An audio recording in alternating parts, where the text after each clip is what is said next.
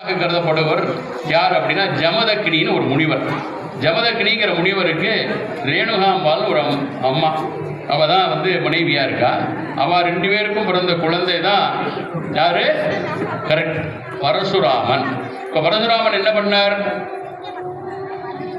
அப்பாவுடைய பேச்சை கேட்டு தந்தை சொல் மிக்க மந்திரம் இல்லை அவருக்கு. அதான் நமக்கு எடுத்துக்காட்டு. தந்தை சொல் மிக்க மந்திரம் இல்லை. தந்தை என்ன சொன்னாலும் அதை நான் கேட்டுருவேன் அப்படின்ட்டு அம்மாவை வெட்டிவிட்டார். வெட்டினா முகம் தலைவரியாக போடுத்து, இது தெரியா போயிடுது இல்லையா? இப்போ மாறணும்ல, அதுதான் மாறி. அந்த இடத்துல மாறும் பொழுது தான் அம்பாள் மாரியாக உருவெடுத்து அனுகிரகம் பண்ணுறான். வேப்ப மரம் தான் இந்த அம்பாளுடைய வாசம் பண்ணக்கூடிய இடமாக இருக்கு. அப்போ இந்த மாரிங்கிறது மழை பொழியக்கூடிய வார்த்தை, தமிழ் வார்த்தையில் மாதம் மும்மாரி பெய்ய வேண்டும் என்று சொல்லக்கூடியது அந்த மழை பெய்யறதுக்கு சொல்லப்படுறது. அப்போ இந்த மாரியாக இருப்பவள் மழையாகவும் இருக்கிறாள், தெய்வமாகவும் இருக்கிறாள், அம்பிகையாகவும் இருக்கிறாள், விருட்சமாகவும் இருக்கிறாள். வேப்பிலைக்காரின்னு சொல்கிறது. ஆடி மாதத்தில் கூழ் காய்ச்சி விடுறது. இதில் முக்கியமாக வச்சுக்கிறது என்ன அப்படின்னா, அம்மன் போடுவதுன்னு ஒரு விஷயம் இருக்குது. அது உடல் நோய் வர்றது, வெப்பத்தால் ஏற்படக்கூடிய விஷயம். அதில் நிறைய வெரைட்டி இருக்குது. அது சிக்கன் பாக்ஸ், அது நிறைய சொல்கிறோம் இல்லையா? அது நிறைய சின்னம்மை, பெரியம்மை, விளையாட்டம்மை அப்படிலாம் நிறைய இருக்குது. அது மாதிரி இந்த அம்மை போற்றுவது அப்படிங்கிறது உடம்பு முழுவதும் அப்படியே புள்ளியாக உடம்பு முழுவதும். இது பூரா அம்பாள் வாங்கினான் முதல்ல. எப்போ அந்த தலையை வெட்டி எடுத்த உடனே மறுபடியும் உரு மாறும் போது அந்த ரூபத்தில் அதெல்லாம் வருது. அதெல்லாம் வந்ததுக்கப்புறமாக இந்த வேப்பிலை மூலமாக, வேப்பிலை 2 சாப்பிட்டுட்டே வந்தாலே எதுவுமே வராதான். இலையை மட்டும் தினம் 2 சாப்பிட்டாலே அதுதான் நமக்கு அமிர்த சஞ்சீவி அப்படின்னு சொல்லப்படுறது. அது சாப்பிட்டாலே நோய் இப்படிலாம் வரவே வராது அப்படின்னு சொல்கிறது. அப்போ அந்த வேப்பிலையை வச்சுட்டு வேப்பிலைக்காரியாக அம்பாள் வேப்பிலையை ஆடையாக தரித்து அந்த வேப்பிலை ஆடையை எடுத்து அப்படி அவுத்து போடும்போது அது எல்லாமே போயிடுதான். அதனால தான் ஒரு அம்மா பார்த்தீங்கன்னா வீட்டு வாசலில் வேப்பிலை துணி வைக்கிறாங்க பார்த்தீங்களா?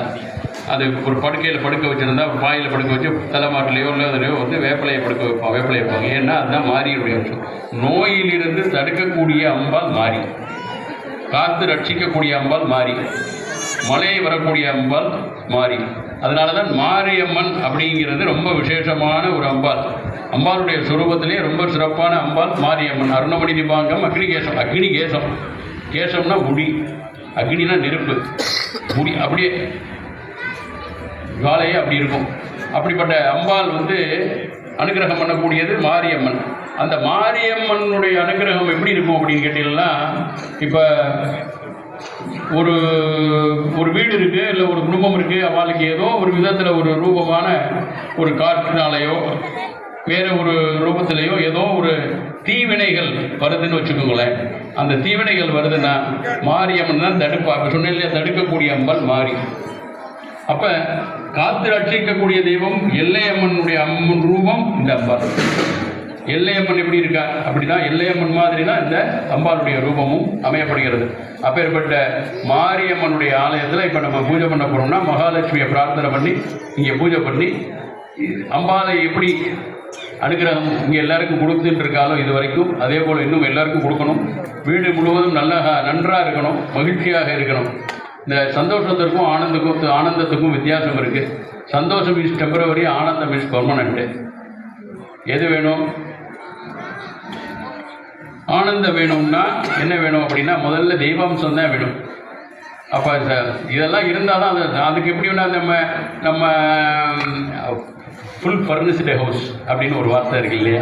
எல்லாம் இருக்கிற மாதிரி ஒரு வீடு அப்படின்னு, ஃபேனு, கட்டல், பீரோ, சோஃபா இதெல்லாம் வச்சுட்டு இருக்குது அப்படின்னு. இதெல்லாம் சந்தோஷத்தை கொடுக்கக்கூடியது. TV, washing machine, fridge, oven, இதெல்லாம் மைக்ரோ ஓவன் இதெல்லாம். ஆனால் இது எல்லாத்துக்கும் மேலே ஒன்று இருக்குன்னா ஆனந்தம்ங்கிற வார்த்தை, அதுதான் பெர்மனண்ட். இது டெம்பரவரி சந்தோஷங்கிறது.